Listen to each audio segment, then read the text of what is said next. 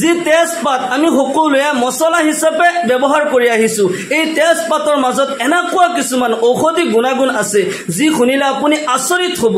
এই তেজপাতৰ মাধ্যমত আপুনি বহুত কিছু ৰোগৰ পৰা মুক্তি লাভ কৰিব পাৰিব।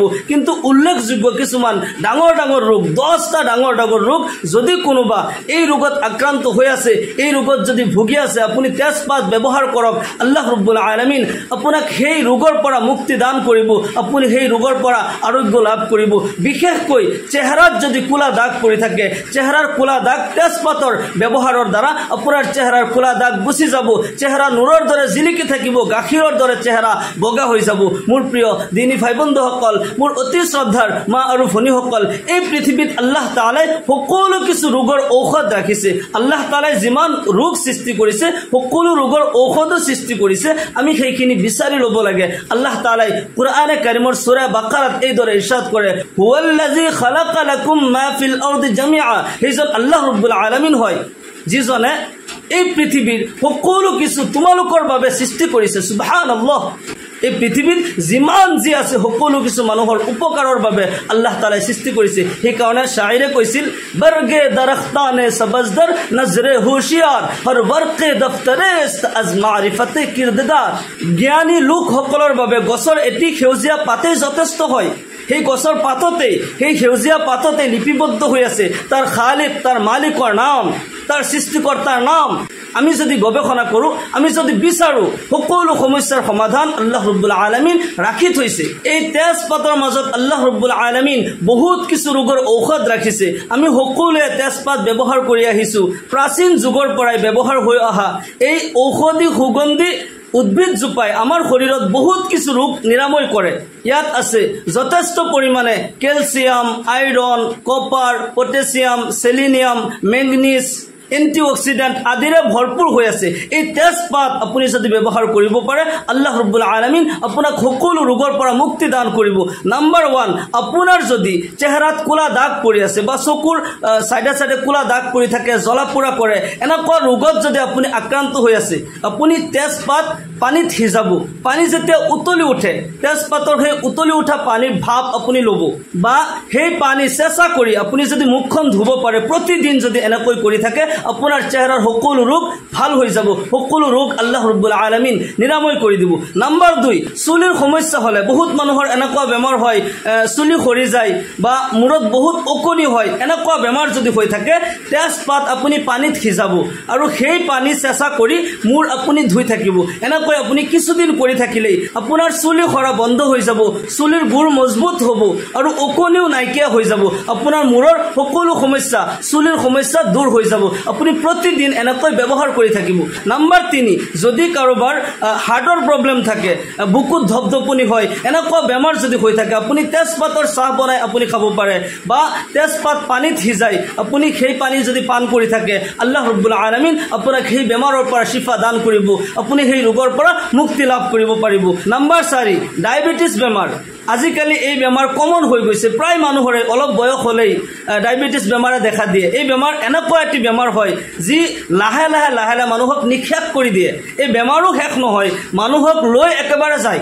যদি ডায়েবেটিছ বেমাৰ আপোনাৰ হৈ থাকে, আপুনি প্ৰতিদিন তেজপাত পানীত সিজাই সেই পানী আপুনি পান কৰিব, বা তেজপাতৰ চাহ বনাই আপুনি খাই থাকিব পাৰে। আল্লাহ ৰাব্বুল আলামিন আপোনাক শিফা দান কৰিব, আপুনি ডায়েবেটিছ বেমাৰৰ পৰা মুক্তি লাভ কৰিব, আপোনাৰ ডায়েবেটিছ নৰ্মেলত আহি যাব ইনশাআল্লাহ তাআলা। তেজপাতৰ বহুত উপকাৰিতা আছে। 5 নম্বৰত, মূৰৰ বিষ, গাঁঠিৰ বিষ বা শৰীৰৰ বহুত বিষ হৈ থাকে। এনেকুৱা বহুত মানুহৰ বেমাৰ হয়, মূৰৰ বিষ হৈ থাকে, গাঁঠিবোৰ, আঁঠুৰ গাঁঠিবোৰ বিষায়, শৰীৰত বিভিন্ন ঠাইত বিষাই থাকে, জ্বালা যন্ত্ৰণা, এনেকুৱা বেমাৰ যদি আপোনাৰ হৈ থাকে, আপুনি তেজপাত পানীত সিজাই সেই পানী খাই থাকিব, বা তেজপাতৰ লগত এৰাপাত মিলাই আপুনি বটি লৈ আপোনাৰ য'তেই বিষাইছে, গাঁঠিত বিষাইছে বা মূৰত বিষাইছে, আপুনি লিপি দিব। এনেকৈ যদি আপুনি ব্যৱহাৰ কৰিব পাৰে, আল্লাহ ৰাব্বুল আলামিন আপোনাক শিফা দান কৰিব, আপোনাৰ সেই বিষ ভাল হৈ যাব ইনশাআল্লাহ। আপুনি এই ঔষধ ব্যৱহাৰ কৰি থাকিলে আপোনাৰ কোনো ধৰণৰ সাইড এফেক্ট নাই, আপুনি ব্যৱহাৰ কৰি থাকিব ইনশাআল্লাহ। কিছুদিন ব্যৱহাৰ কৰি থাকিলে আপোনাৰ মূৰৰ বিষ হোক বা গাঁঠিৰ বিষ হোক, শৰীৰৰ য'তেই বিষাইছে, আপুনি যদি এনেকৈ ব্যৱহাৰ কৰিব পাৰে, আপুনি সেই ৰোগৰ পৰা মুক্তি লাভ কৰিব পাৰিব।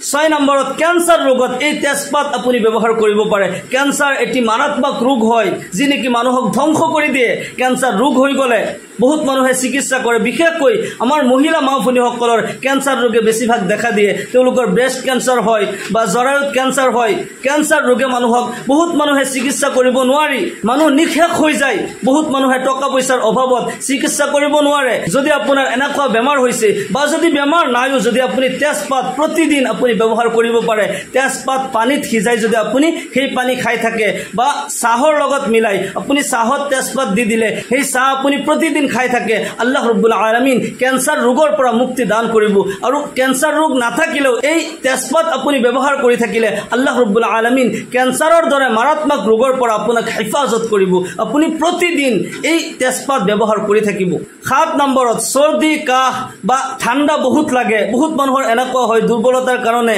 এনি টাইম ঠাণ্ডা লাগি থাকে বা সৰ্দি হৈ থাকে কাহ হৈ থাকে আপুনি তেজপাত সিজাই পানী যেতিয়া উতলি উঠে সেই তেজপাতৰ ভাপ আপুনি লৈ থাকিলে আপোনাৰ ঠাণ্ডা দূৰ হৈ যাব আৰু সেই তেজপাতৰ পানী আপুনি চেঁচা কৰি যদি খাই থাকে আপোনাৰ কাহ সৰ্দিবোৰ ভাল হৈ যাব শৰীৰৰ ঠাণ্ডা দূৰ হৈ যাব আল্লাহ ৰাব্বুল আলামিন আপোনাক শিফা দান কৰিব 8 নম্বৰত এই তেজপাত আপুনি কিডনি ৰোগত ব্যৱহাৰ কৰিব পাৰে কিডনিত বহুত মানুহৰ পাথৰ হয় আজিকালি এইবোৰ বেমাৰ কমন হৈ গৈছে প্ৰায় মানুহৰে কিডনিত পাথৰ হয় অপাৰেচন কৰিব লগা হৈ যায় আপোনাৰ যদি কিডনিত পাথৰ হৈছে বা আন্দেশা আছে সন্দেহ থাকে যে কিডনিত পাথৰ হৈছে নেকি আপোনাৰ বেমাৰ নাথাকিলেও যদি তেজপাতৰ তেজপাত পানীত সিজাই সেই পানী আপুনি খাই থাকে কিডনিৰ ৰোগ ভাল হৈ যাব পাথৰ থাকিলে আল্লাহ ৰাব্বুল আলামিন শিফা দান কৰিব সেই পাথৰ গলি যাব ইনশাআল্লাহ তাআলা তেজপাত আৰু জিৰা এগিলাস পানীত আপুনি তিতাই থৈ দিব আৰু ৰাতিপুৱা খালি পেটত সেই পানী যদি আপুনি পান কৰে আল্লাহ ৰাব্বুল আলামিন আপোনাক শিফা দান কৰিব আপোনাৰ কিডনিৰ পাথৰ গলি যাব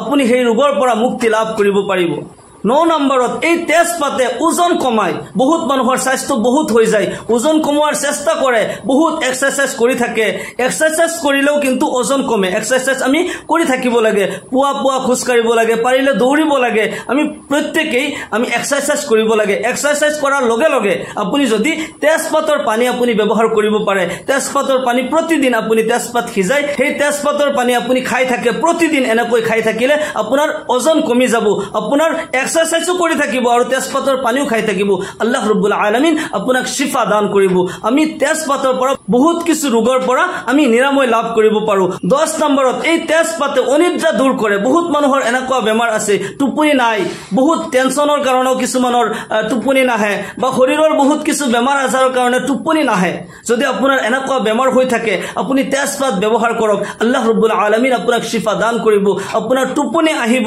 আপুনি প্ৰতিদিনেই তেজপাত পানীত সিজাই সেই পানী আপুনি খাই থাকিব তেজপাত পানীত সিজাই খাই থাকিলে আল্লাহ ৰাব্বুল আলামিন আপোনাক সকলো ধৰণৰ বেমাৰৰ পৰা মুক্তি দান কৰিব আপুনি সকলো ৰোগৰ পৰা মুক্তি লাভ কৰিব পাৰিব আল্লাহৰ ৰাসূল জনাবে মুহাম্মদুৰ ৰাসূলুল্লাহ সাল্লাল্লাহু আলাইহি ওয়াসাল্লামে হাদিস শৰীফত এই দৰে ইৰশাদ কৰে ইন্নাদ দুনিয়া খুলিকাত লাকুম ওয়া আনতুম খুলিকতুম লিল আখিৰাহ এই দুনিয়া তোমালোকৰ বাবে সৃষ্টি কৰিছে এই দুনিয়াত যিমান যি আছে সকলো কিছু মানুহৰ কাৰণে আল্লাহ তাআলাই সৃষ্টি কৰিছে সকলো গছ বৃক্ষ তৰুলতা সকলো কিছু আমাৰ উপকাৰৰ বাবে আল্লাহ ৰাব্বুল আলামিন সৃষ্টি কৰিছে আৰু আমাক আল্লাহৰ গোলামীৰ কাৰণে আল্লাহৰ ইবাদতৰ কাৰণে আমাক সৃষ্টি কৰা হৈছে আল্লাহ ৰাব্বুল আলামিন এই জমিনত আমাৰ কাৰণে সকলো ৰোগৰ ঔষধ ৰাখিছে আমি খালি বিচাৰি ল'ব লাগে সেইমতে ব্যৱহাৰ যদি আমি কৰিব পাৰো আল্লাহ ৰাব্বুল আলামিন আমাক শিফা দান কৰিব আল্লাহ তাআলাই আমাক সকলোকে तमाम কিসমৰ বেমাৰ আজাৰৰ পৰা শিফা দান কৰক সকলো কিসমৰ বেমাৰৰ পৰা আমাক মুক্তি দান কৰক সকলোকে اللهم آمين وآخر دعوانا أن الحمد لله رب العالمين السلام عليكم ورحمة الله وبركاته